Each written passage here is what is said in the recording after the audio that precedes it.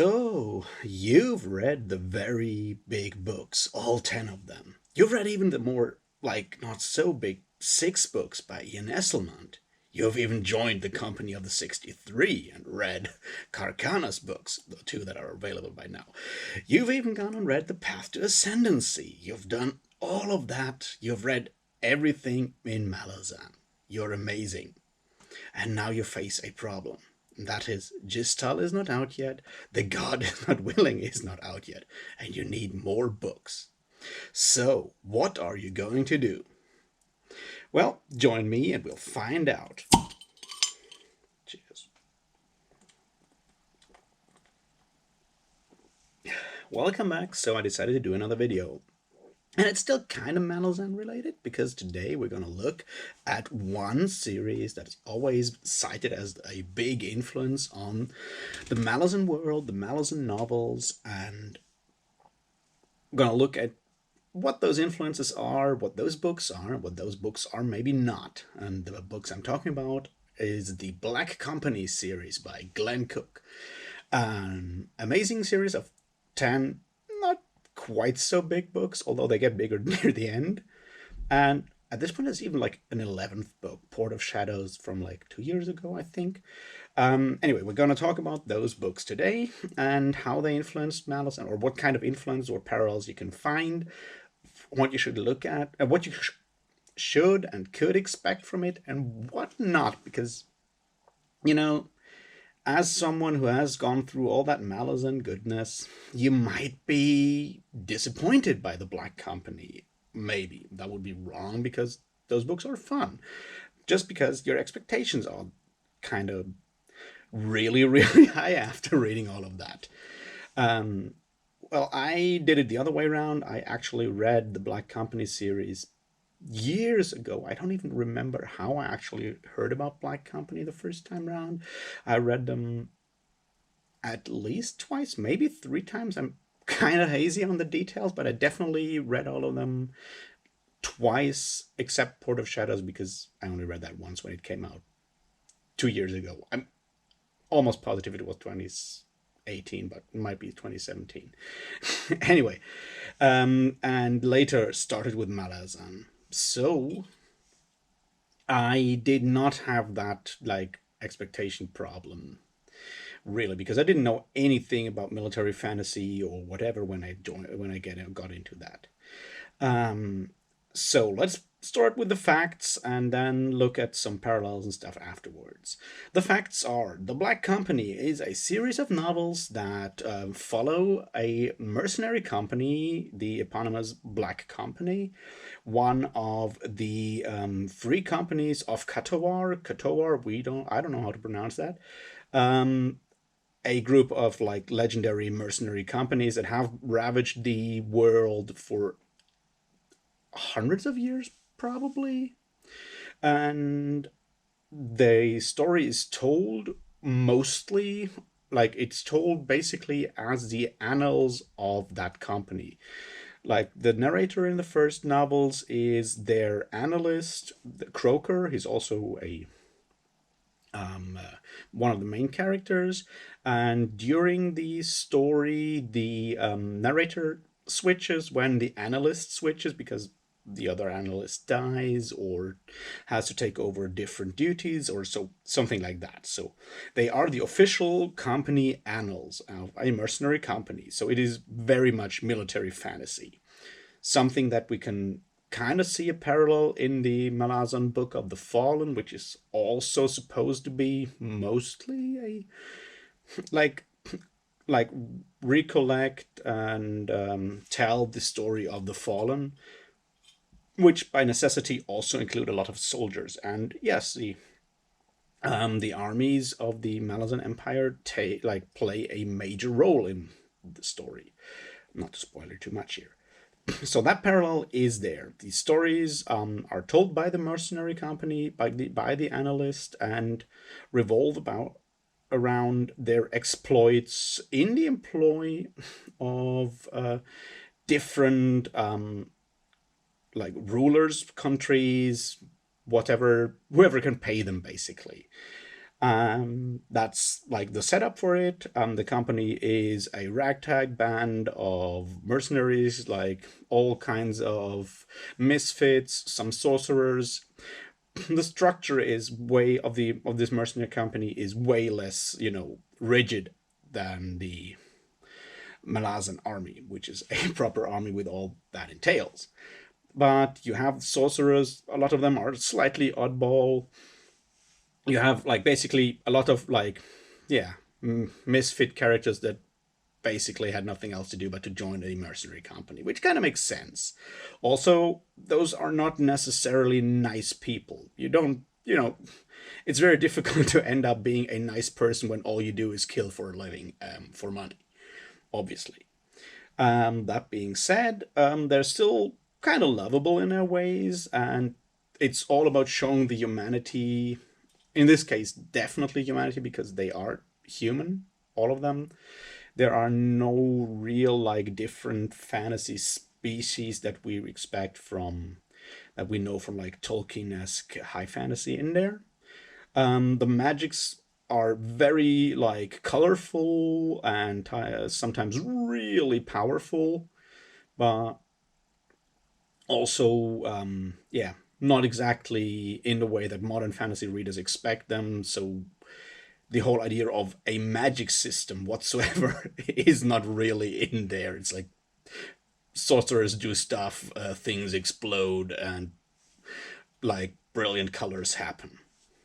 So that's that. Now, that's the basic setup. The first couple of books take place in this country in the north that is ruled by someone called the Lady, a really powerful magic using tyrant that has enslaved other really powerful sorcerers that can probably be parallel to what you might find in high mages in the Malazan Empire. Um, and yeah, the Black Company is employed to put down a rebellion against the Lady. And then things happen and so forth. That's like the first bunch of books. I don't want to, spoil anything. Later, at the later point, the company actually tries to return to their homeland of Katawar because they have over the years forgotten a lot of their mission, but there was a mission for the free companies of Katawar to leave their country, do something. Whenever they have achieved that, maybe return to their homeland. The rest of the stories of the books is basically about them trying to return home and actually figure that out. I'm not going to say what they find out.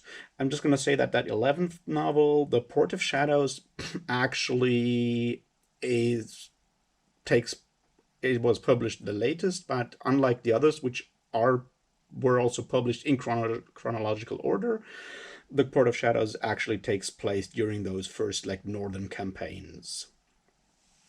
So that's basically what to expect from the Black Company books. Now let's look at some parallels and some differences between the Malazan Book of the Fallen and the Black Company, so you don't put, yeah, so you know what you're getting yourself into. Well, yeah, cheers.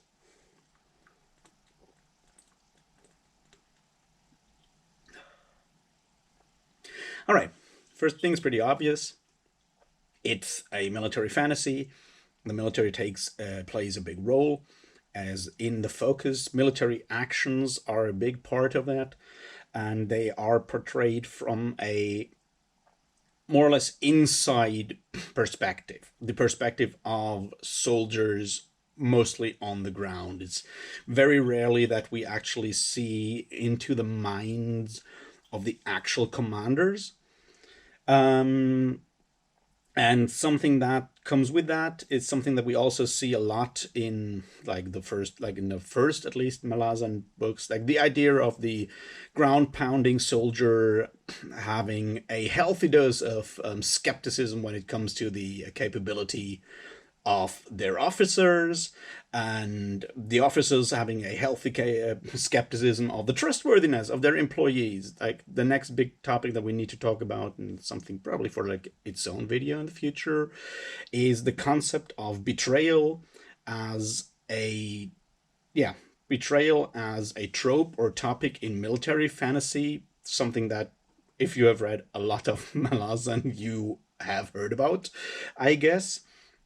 Something that also plays a role again and again in the Black Company. The next thing we find as a parallel is definitely the very colorful, slightly odd mages.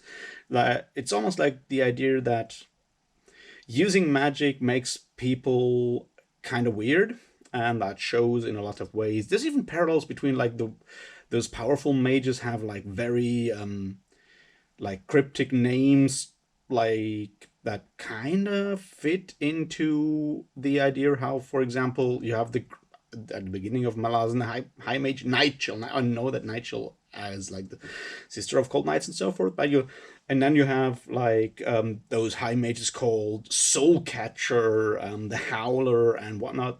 So those more like larger than life names are something that you can see in a parallel there.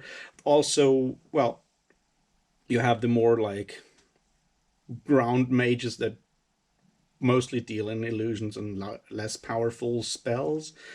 But as I said before, there's no like Malazan has what people call a magic system.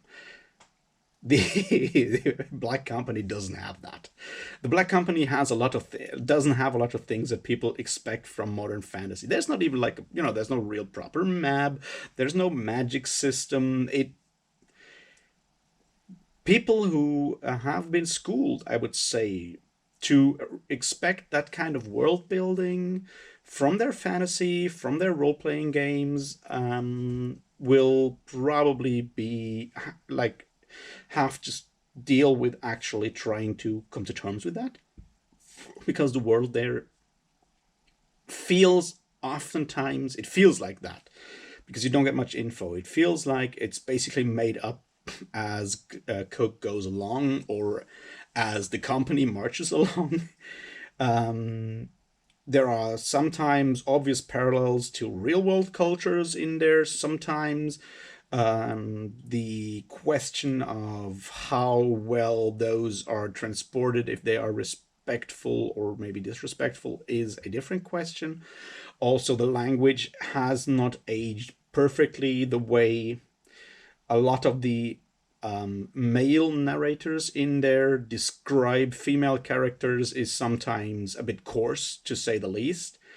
Now, I would not go so far as to actually blame Cook for that. It may be that this is part of the portrayal of a mostly macho group of soldiers. There are obviously female characters in there, very powerful female characters in there. Even some of the leaders of the Black Company are female, so that's not a big deal.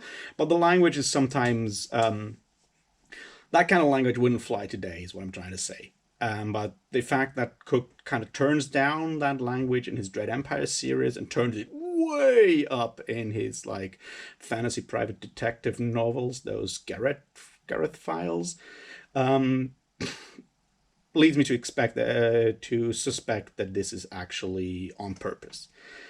Anyway, what was I going to say? Yes, the concept of betrayal and counter betrayal is definitely one that crops up here a lot. Also, the idea that this like small, relatively small at this point, core of the Black Company uses a lot of trickery, a lot of guile, of smarts to actually outsmart larger enemies, and is something that we find again and again when we look in Malazan, when we look at how the bridge burners deal with stuff like these small squads try to outmaneuver like larger enemies. That's a big parallel that you find in there, as well as I said, like the magic. So yeah, that's definitely something that will come familiar. Like the parallel between the bridge burners and the Black Company is definitely there. It's very obvious, at least at the beginning when you start reading Malazan, when you have read like the Black Company before. I suspect it will be similar when you go the other way around. Another thing that I would say makes maybe a parallel, the other way around more likely, is the world of the Black Company does not feel like a typical fantasy, epic fantasy world that we have gotten used to in the post-Tolkien era. Now, let me go back and pretend to know something about fantasy literature as a whole and ramble as a very old man, but that's what I am. So, fantasy literature is not a very old discipline. In fact, like the real bloom of fantasy literature is like a really recent thing. Now I know that you can go back until like the 19th century. You can find examples for fantasy literature all the way back. You can also obviously do what Stephen Erickson does and what Ruth and Bud has pointed out in his video, that obviously mythology is the root of fantasy stories in a way. But that's not what I'm talking about. I'm talking about modern fantasy and how it basically began and how its traditions work. And I would say they're broadly, at the beginning, there were like basically two. There's the Tolkien-esque fantasy rooted in mythology, then more or less misunderstood for 20 years, but copied by a lot of people, like, the Shannara stuff, that kind of thing, up to a point, probably Robert Jordan, well, that's a different thing. I'm not going to talk about Robert Jordan. And you have the sword and sorcery tradition, which is more rooted in the pulp era of fiction with authors like Robert Irving Howard, Clark Ashton Smith, Fritz Leiber, those authors that are the big traditions. They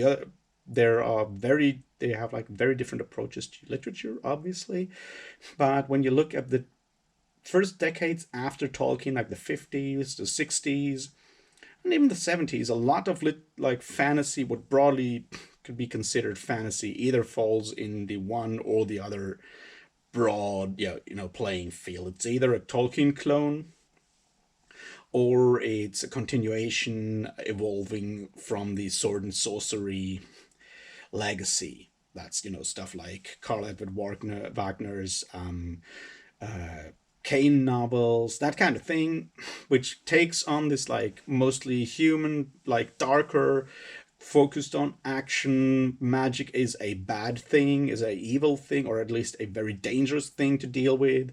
In a way, you have I would say that, like, Moorcock's Eternal Champion is kind of outside that, because Moorcock actually tries to, do something else than just tell a fantasy story with his tales. But broadly speaking, you have those two. And when the Black Company first came out, it was pretty revolutionary in a way, because it focused on the army. I obviously have never been in an army. I can only, suspect that it's relatively done relatively well at portraying the feeling of actually being part of a military organization in a way, when it comes to like the language, to the whole like feeling of being in a strict hierarchy and always like questioning the decisions of your officers, because you're the poor fuckers who will actually suffer from the consequence. Those kind of things, it did really well. It took over the idea of magic being a volatile, powerful thing, and it focused on almost completely humans as the protagonists and the opponents. Yeah, there are monsters in there, but apart from that, it's a mostly human-only world. Something that's also very, very traditional in the sword and sorcery area. I mean, yes, King Call of Valusia fights Reptile Man and stuff like that, but apart from that, it's all humans in those kind of stories mostly. It's all humans mostly, yeah, right. So yeah, it takes that kind of thing, and melds it into its like own setting, putting like large scale military action at the forefront of a lot of the books, something that before that we mostly witness in like, yeah, you do see some of it in Tolkien, but it's still not so much as like having the army itself being something of a character in a way, a protagonist. The army being a protagonist is a new thing that it brought in there. I mean, maybe there is more military fantasy I'm not aware of, but for its time, from what I know, Black Company was pretty revolutionary at that kind of thing. So that's something that it brought to the table, the like volatile magic. Another thing it brought to the brought to the table, and that we see again in Malazan, is the idea that with magic you can replicate more modern weapon systems in a way. We see that with the Moran ammunitions in Malazan. We see that definitely in the Black Company at some point, where they all like basically replicate grenades or even guns with just magic. So that gives writers the opportunity to explain more modern time warfare strategies and tactics, and just just replacing guns and stuff like that with magic.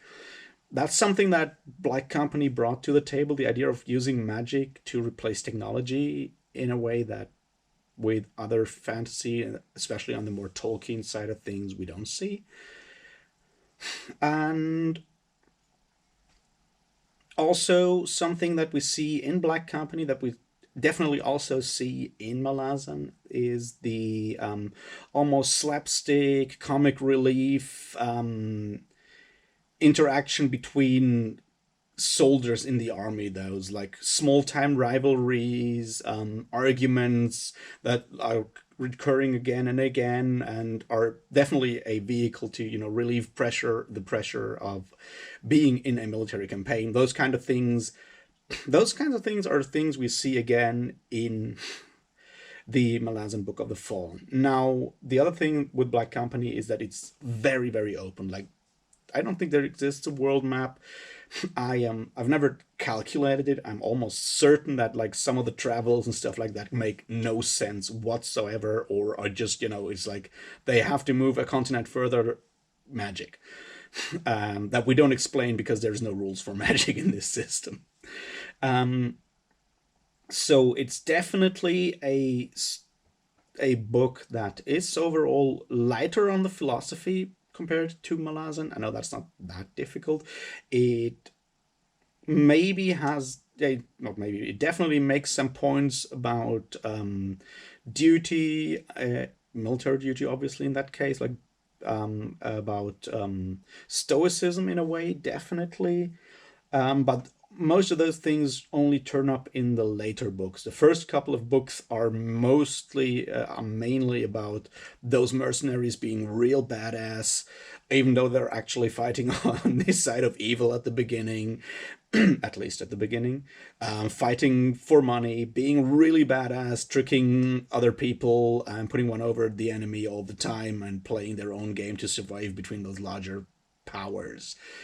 Which is a topic that, as I said, you find in Malazan as well, is the question of what can I do as the individual against like overwhelming power. That's something the Black Company faces again and again. It maybe just gives a very different answer to the question. It doesn't actually answer it on a moral level. It more answers it on the like very pragmatic level of you just gotta try to be smarter, or just try to be smarter and faster than the big powers, and then you might just squeeze through. But if high action, fast action, a really easy language that drags you along is something you really enjoy, then the Black Company might be just a really good step to figure out where all that Malazan goodness came from. And another thing, yes, you also get thrown in like more or less cold, and there's not going to be much explanation on how the world works or what things are. You just have to assume those things, just like take those things if you get explained later, or you just You can't just like take them. But as I said, go forward. Read The Black Company. If you're looking for like at least the first book, the series is not that coherent. You can just stop after the first book or after the fourth book or whatever. Read it as long as you have fun with it. Enjoy that it's a lighter read, a faster read that might still, feed some of your fantasy cravings that have been trained by Malazan and make it more difficult for you to read other fantasy. And yes, it's a classic, so why not read a classic for once? All right, I'll try to talk about something else the next time round. If you have like really good suggestions, I am very willing to hear and read about them and then ignore them. Yeah, so until the next time, cheers.